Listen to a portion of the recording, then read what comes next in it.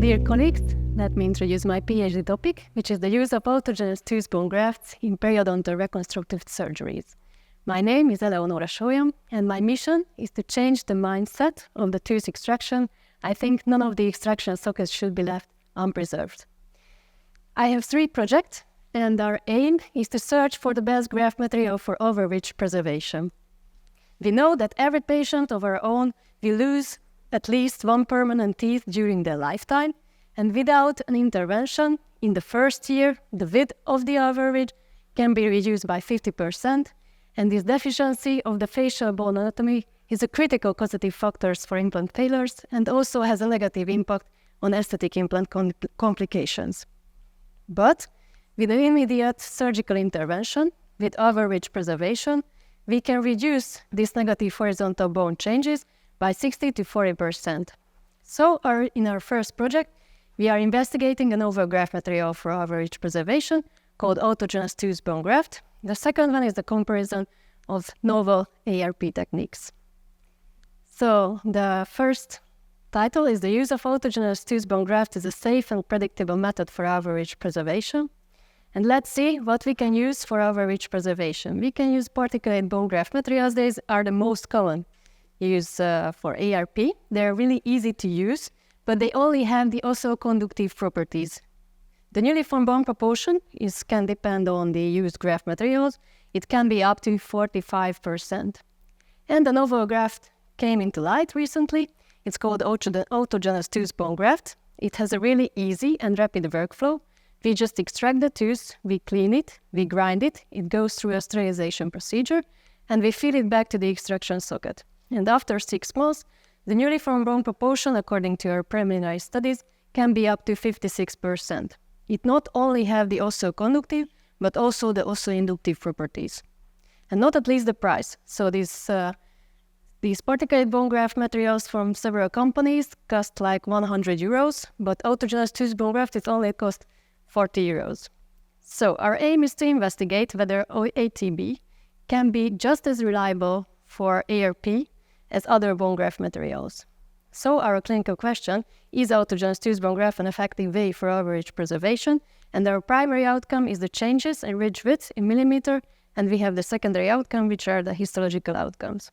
Our hypothesis that ATB can be as effective as other bone graft materials in preserving the width of the overreach, and it also has a greater graft remodeling capacity compared to other particulate graft materials. So our primary outcome is the pooled mean of ridge width changes in millimeter. We know if the lower the ridge width change, then the more predictable the implant placement because we have a wider ridge, of course. And the overall effect size was 0.72 millimeter. Without ARP, it would be according to 3 or 4 millimeters. With xenograft, it would be 2 millimeters. So our first hypothesis is accepted. The secondary outcome is the pooled mean of residual graft proportion. We know if the lower the residual graft proportion, then the higher the bone implant contact and the more predictable the implant placement. Because we know that these encapsulated residual grafts can jeopardize the bone implant contact. They are mostly present on the top of the overreach. We sometimes just open up the flap to do the implant placement, and we have to scrape away these encapsulated residual graft. And the overall effect size was 11%. With xenograft, it will be 30%. So our second hypothesis is accepted. Another secondary outcome is the pooled mean of uniform bone proportion. We know, and it's logical, if the higher the uniform bone proportion, then the higher the bone implant contact and more predictable the implant placement. The overall effect size was 40%, so our second hypothesis is also accepted. To summarize our finding, the use of autogenous tooth bone graft is a safe and predictable way for overreach preservation, but there is a significant heterogeneity in the preparation process, and we have a lack of information of its exact influence on the healing processes and on the graft material as well. The used tooth parts, because some of the articles used only the root part, the other articles used the whole tooth, only affect the uniform bone proportion. Of course, further in vitro and clinical studies are needed with a more detailed inclusion criteria and more detailed protocols. So this was published 2 months ago, our article in the BMC Oral Health. Our second project is is a protocol of a randomized clinical trial. It's a clinical, radiographical, histological evaluation and blood flow analysis of hard and soft tissue changes following average preservation. And our question that are these novel techniques, the extraction site development techniques and the extraction site development techniques plus autogenous tooth bone graft can be a predictive way for average preservation. So we have two intervention groups. One is when we are doing the extraction site development techniques with the socket seal surgery. The other one when we are using the ATB plus the extraction site development techniques and the socket seal technique. And the comparator group is the socket seal group. And the primary outcome is the changes in ridge width in millimeter after 6 months, which is measured intraoperatively. Our hypothesis that XSD and XSD groups, so the intervention groups, are expected to have a less pronounced horizontal width losses, and XSD group is expected to produce the highest graft turnover. The clinical implication, of course, to evaluate the efficacy of new average preservation techniques. So our manuscript is under review at the BOEMC Oral Health. And the third topic is the effectiveness of autogenous tooth bone grafts in the regenerative treatment of intrabony periodontal defects, because we were thinking about that this is working for ARP, but ARP we have lots of blood supply. It's a really easily healing procedure. So let's see in a periodontal procedure if this graft material still can work. So what we know about the periodontitis, it's a chronic inflammatory disease. It's irreversible, caused by the bacteria, followed by self-destructive immune response, and it leads to the destruction of the tooth supporting apparatus. And of course, it can result tooth loss. And this is the 6th most prevalent chronic inflammatory condition worldwide. Also, 70% of the adult population above 65 years old have periodontal disease. The treatment can be conservative and also surgical, and in the surgical phase we can use the particulate and non-particulate graft materials. So our clinical question, is autogenous tooth bone graft an effective way in periodontal regenerative therapy? And our primary outcome is a clinical outcome, which is called probing pocket depth, and we have several radiographic parameters for the secondary outcomes as well. And our hypothesis that after 6 months, a statistically significant reduced pocket depth and radiographic bone fill can be detected.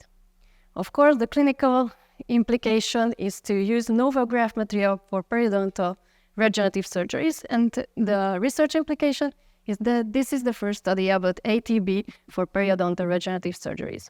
So, how does it seem?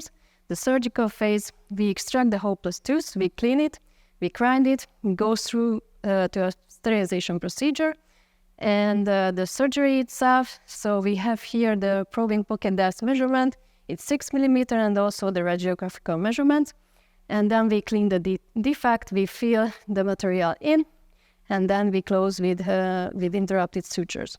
The measured parameters are the clinical parameters, which can be the probing pocket depth, the gingival recession, and also the clinical attachment loss, and we have several radiographical parameters.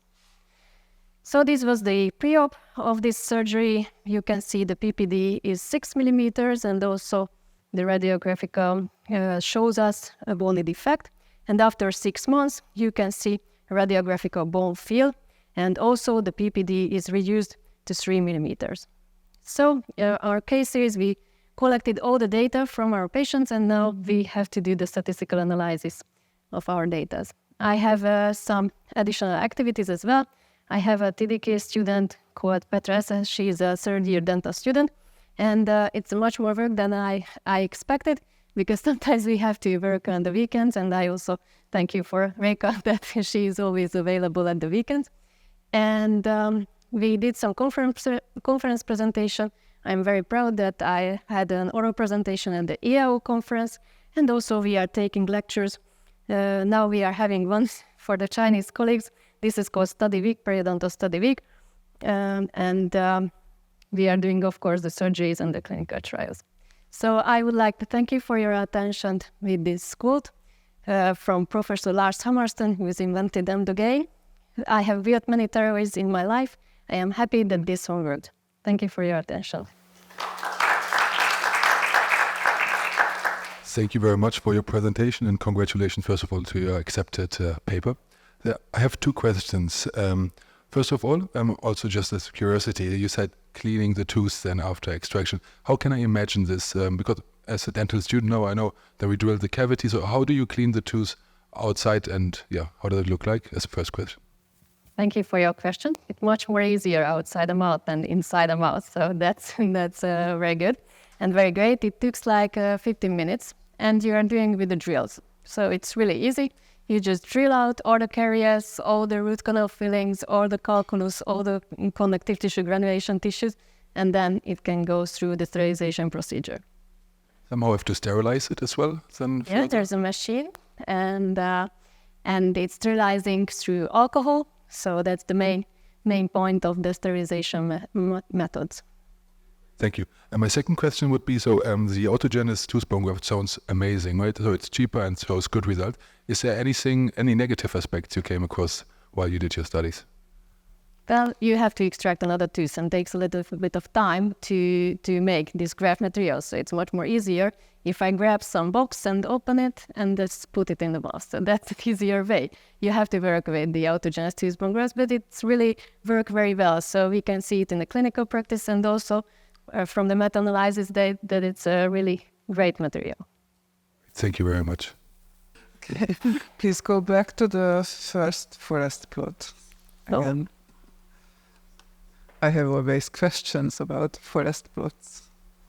Thanks. You have mean, how did you calculate these means? Did you have changes given in the studies, or did you have baseline and follow-up measurements? Thank you for the question. It wasn't easy, and we needed a lot of calculation as well. Some of the articles had the mean changes, so that was the easiest part. But some of the articles had the preoperative and postoperative for every patient. That was also an easy part. But in one case, we had to use gray literature, and this is Radóczy and Rajko et al., because the measurement method wasn't according to this subgroup analysis. So this is one of my colleagues. We are working together, so we did again all the analysis from this study. So it's a mixture of everything. I know that the evidence is biased in this way, so that's clear. But unfortunately, we didn't have all the RCTs for the analysis. But this is the first meta-analysis in this topic and about the autogenous tooth bone graft, so we accepted these biases, and we would like to publish these numbers and its data as well. Okay, one more question. You wrote in the right bottom corner that clinical significance. What does it mean?